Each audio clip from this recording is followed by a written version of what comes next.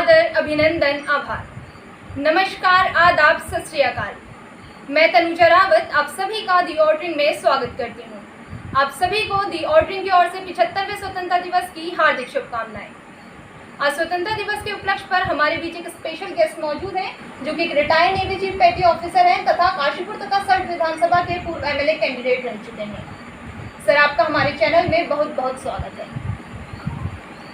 आपका भी बहुत बहुत धन्यवाद और आपके चैनल को और समस्त भारतवासियों को मैं शिव सिंह रावत राष्ट्र की 75वीं आज़ादी के दिवस पर नमन करता हूं और बधाई देता हूं आपको आज़ादी के दिवस की, और साथ ही उन आज़ादी के सपूतों को नमन करता हूं, दिल से नमन करता हूं, जिन्होंने अपनी इच्छाओं का बलिदान किया, अपने परिवार का बलिदान किया, अपने जीवन का बलिदान किया और हम सब भारतवासियों को स्वतंत्रता दिलाई।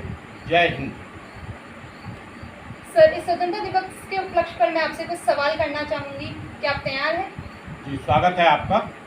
सर, मेरा आपसे सबसे पहला सवाल यह है कि आपने पूरे करियर में देश के लिए संघर्ष किया, खूब पसीना बहाया और आप अभी भी देश की बेहतरी के लिए सेवा करना चाहते हैं, परंतु इस बार राजनीति के माध्यम से। तो आपको देश की भलाई के लिए आगे बढ़ने के लिए क्या प्रेरित करता है? हर किसी इंसान को अपने समाज को सुदृढ़ बनाने के लिए एक जिम्मेदारी बतौर कुछ न कुछ कार्य बेहतर करना चाहिए। तब तो जब हम भारतीय नौसेना में थे तब हमारे पास परिवार की भरण पोषण की जिम्मेदारी थी, बच्चों का पालन पोषण की जिम्मेदारी थी। आज हम स्वतंत्र हैं, इन जिम्मेदारियों से उबर चुके हैं, हमारे ऊपर कोई जिम्मेदारी नहीं है और अब हम स्वतंत्र रूप से अपने समाज की और देश की फिर से सेवा करना चाहते हैं। धन्यवाद। सर, ये तो बहुत अच्छी बात है। मेरा आपसे दूसरा सवाल यह है कि हम अपने आसपास के वातावरण को अगर सुधारने की कोशिश करें तो हमें पूर्ण बहुमत नहीं मिल पाती है। तो आपके साथ कभी ऐसा हुआ है कि आपको लगा कि आपको लोगों की भलाई करनी छोड़ देनी चाहिए? अगर आपके साथ कभी ऐसी घटना घटित हुई है तो आप इन सबसे कैसे उभरे हैं? हमें कभी भी अपने जीवन की कठिन परिस्थितियों से घबराना नहीं चाहिए। जीवन में कठिनाइयाँ आती रहती हैं, सामना करना एक सच्चे इंसान का और एक बहादुर इंसान का कर्तव्य है। उतार चढ़ाव जीवन में, यही जीवन है, असली जीवन है। और जो कहें कि हम घबरा जाएं और बेहतर करने के लिए हम पीछे हट जाएं, नहीं, हर इंसान को बेहतर करने के लिए प्रयासरत रहना चाहिए अपने जीवन में। सर, मेरा आपसे अगला सवाल यह है, हमें आज़ादी मिले हुए तो कई साल हो गए हैं, परंतु फिर भी हम अपने देश को गरीबी, जातिवाद, आतंकवाद से मुक्त नहीं कर पा रहे हैं। क्या आप हमें कुछ सुझाव दे सकते हैं जिनसे हम इनसे उभर सकें? देखिए, मेरा अपना मानना है कि हम गरीबी से कहाँ दूर करने का सोच रहे हैं। गरीबी को अगर दूर करना होता तो हमें गरीब लोगों को आरक्षण देकर नीति तैयार करनी होगी, न कि जाति के आधार पर। पूरे देश ने जाति के आधार पर नीति तैयार करने की, आरक्षण बढ़ावा देने की, ये केवल मात्र 10 वर्षों के लिए तय की गई थी। अगर गरीबी ही दूर करनी तो गरीबी के आधार पर संपूर्ण भारत का आरक्षण तय किया जाए, उसमें जाति वाला भी गरीब आ जाएगा और जो गरीब है उसको भी बढ़ावा मिलेगा। हम गरीबी दूर करने का तो भारत सरकार का लक्ष्य है ही नहीं, कहाँ से गरीबी दूर होगी? चाहे वो वर्तमान सरकार हो या पूर्व की सरकार, सबने जाति के आधार पर, क्योंकि सबको वोट लेना, ये भारत की सबसे बड़ी विडंबना है। और रही आतंकवाद और राष्ट्रवाद की, बच्चों में राष्ट्रवाद की भावना, देखो कोई भी संस्कार कहाँ से होते हैं, या तो शिक्षा से या संस्कार से। शिक्षा और संस्कार अगर राष्ट्रवाद के डाले जाएं तो निश्चित रूप से राष्ट्रवाद भी विजयी होगा और आतंकवाद हारेगा। धन्यवाद सर। सर, मेरा अगला सवाल यह है कि आज़ादी के समय हमारे देश के लिए प्यार तब सर्वोच्च प्राथमिकता थी, लेकिन आधुनिकीकरण के साथ हम में से कई लोग आत्मकेंद्रित हो चुके हैं। तो हम अपने युवाओं में फिर से देशभक्ति के जोश और जुनून को कैसे जगा सकते हैं? मैं आपकी बात से पूर्ण रूप से सहमत हूँ। आज का इंसान आत्म केंद्रित हो चुका है, परंतु उस जमाने में एक ही ध्येय था, आज़ादी पाना सबके अंदर, क्योंकि वो समय की ज़रूरत थी। तो सबका ध्यान राष्ट्र की ओर झुकाव था उसका, परंतु अभी भी इसमें ऐसा फिर से जनरेट किया जा सकता है। मैं पहले उत्तर में भी इसका जवाब दे चुका हूँ, प्रश्न में भी जवाब दे चुका हूँ कि हमें बच्चों के अंदर संस्कार और शिक्षा के माध्यम से राष्ट्र प्रेम की भावना या कैसी भी शिक्षा पैदा की जा सकती है। तो शिक्षा ही उसका माध्यम है। धन्यवाद सर। सर, मेरा अगला सवाल यह है कि आपकी नज़र में 21वीं सदी में स्वतंत्र होने का अर्थ क्या है? बहुत अच्छा प्रश्न है। स्वतंत्रता का मतलब है कोई भी व्यक्ति अपने विचार, व्यवसाय, कारोबार और अपनी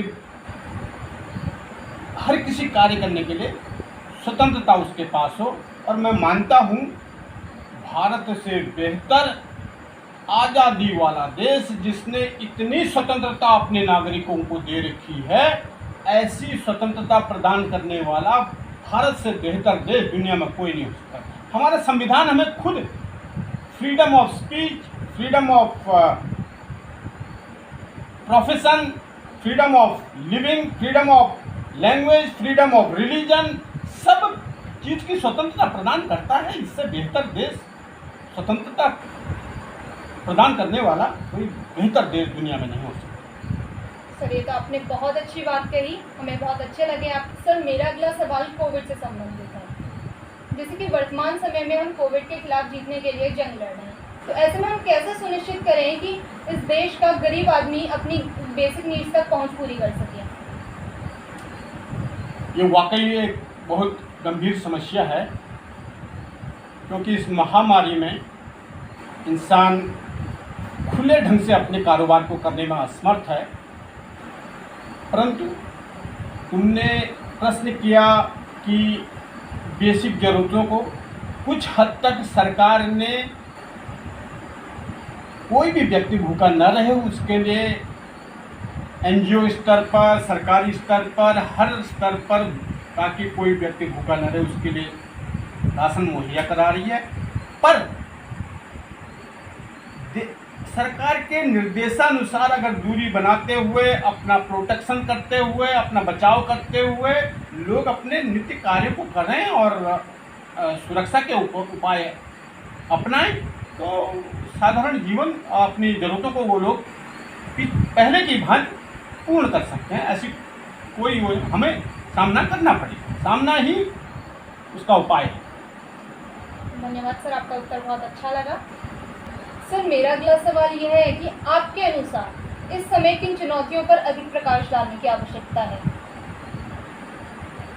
समय समय पर हर किसी जगह की और राष्ट्र की प्राथमिकताएं बदलती रहती हैं, परंतु वर्तमान स्थिति में मैं मानता हूँ शिक्षा सबसे बड़ा आधार है, और युवाओं को सही मार्गदर्शन और युवाओं के लिए रोजगार, ये तीन प्रमुख प्राथमिकताएं वर्तमान में भारत की हैं। और शिक्षा का तो भारत में इतना बुरा हाल है, मैं आपको बताऊं, बालिका शिक्षा, लोक शिक्षा, साक्षरता अभियान, प्रौढ़ शिक्षा, अनौपचारिक शिक्षा, आंगनबाड़ी शिक्षा, रमसा, समग्र शिक्षा, सर्व शिक्षा, दीक्षा शिक्षा, सीबीएसई, आईसीएसई, न जाने कितनी विधियों द्वारा शिक्षा प्रदान करने की प्रयास किया जा रहा है, परंतु धरातल पर बच्चे का ज्ञान अब व्यावहारिक है, किताबी ज्ञान रह गया है। देश को जरूरत है अपनी शिक्षा नीतियों को सुधारने की। और सबसे बड़ी अचरज की बात यह है, आज का युवा न तो अध्यापक के नियंत्रण में है और न माता पिता के नियंत्रण में है, क्योंकि सरकार ने कुछ ऐसे नियम बनाए हैं कि अध्यापक बच्चों को डांट नहीं सकता, मार नहीं सकता, और माता पिता ने भी उन पर नियंत्रण खो दिया है। तो मेरे हिसाब से युवाओं को नियंत्रण करना, क्योंकि कोई भी युवा ही राष्ट्र का भावी नागरिक हैं और वही भारत का भविष्य है, हमारे देश का भविष्य है। तो जब युवा ही भटक रहा है तो कहाँ से हमारा देश का भविष्य बेहतर होगा। और रही बात रोजगार की, रोजगार क्योंकि युवाओं को उस ढंग से वो लोग आत्मविश्वास से परिपूर्ण नहीं हैं, कैसे वो अपने लिए रोजगार की ओर उसके ऊपर करेंगे। तो मेरा रोजगार, शिक्षा, इन चीज़ों पर ध्यान देना बहुत सबसे आवश्यक विषय है वर्तमान। सर आपने बहुत सही बात कही, क्योंकि युवा हमारे देश का सबसे बड़ा संसाधन होता है। अब बढ़ते हैं अपने अंतिम सवाल की ओर। एक पूर्व नौसेना अधिकारी और अब एक राजनेता, आपने ये रास्ता क्यों अपनाया और आपको अपनी पूर्व प्रोफाइल और वर्तमान प्रोफाइल में क्या अंतर लगता है? देखिए, मैंने ये रास्ता इसलिए अपनाया क्योंकि आज की तारीख में मैं अपने पारिवारिक जिम्मेदारी से स्वतंत्र हूँ। मेरे बच्चे अपने पाँव पर खड़े हो चुके हैं, मेरे पास पर्याप्त समय है और ये मेरा ही नहीं, मैं मानता हूँ हर जिम्मेदार नागरिक का, किसी भी देश के हर जिम्मेदार नागरिक का ये कर्तव्य है कि वो अपने राष्ट्र को जीवन पर्यंत आखिरी सांस तक सेवा दे। जिस किसी क्षेत्र में उसका अनुभव है, जिस किसी क्षेत्र में वो समाज को सुदृढ़ बना करके अपने राष्ट्र को मजबूत कर सकता है, अपने देश की सेवा। देश की सेवा का मतलब ये नहीं कि बॉर्डर पर आप गोली चला करके ही सेवा कर सकते हैं, आप समाज का हर कोई सकारात्मक कार्य करके आप अपने राष्ट्र की सेवा करते हैं। इसलिए मेरे पास पर्याप्त समय होने के बाद, क्योंकि मैं पारिवारिक जिम्मेदारियों से, मेरे बच्चे अपने पाँव पर खड़े हो चुके हैं, तो मैं अब अभी फिर से राष्ट्र की सेवा, समाज सेवा करके, इस राजनीति में आकर के फिर से सही राजनीति को प्रदान कर करके राष्ट्र सेवा फिर से करना चाहता हूँ। सर आपका देश के लिए इतना प्यार देख के बहुत अच्छा लगा, आपके विचार हमें बहुत अच्छे लगे। धन्यवाद, आपके चैनल को भी बहुत बहुत धन्यवाद और आपको बहुत बहुत धन्यवाद। जय भारत माता की, स्वतंत्रता दिवस अमर रहे। Thank you. उम्मीद करती हूँ आप देश की सेवा में निरंतर यूं ही लगे रहेंगे। हमारे युवाओं को आपसे कुछ ना कुछ प्रेरणा लेती रहनी चाहिए। अगर आप सभी को ऐसी वीडियोस देखती रहनी है तो हमारे चैनल दी ऑर्डरिंग के साथ जुड़े रहें। अगर आपको आज की वीडियो अच्छी लगी हो तो वीडियो को लाइक, कमेंट, शेयर करना ना भूलें। साथ ही हमारे अपने चैनल दी ऑर्डरिंग को सब्सक्राइब करिएगा ताकि सबसे पहले खबर आप तक पहुँचे। धन्यवाद। धन्यवाद।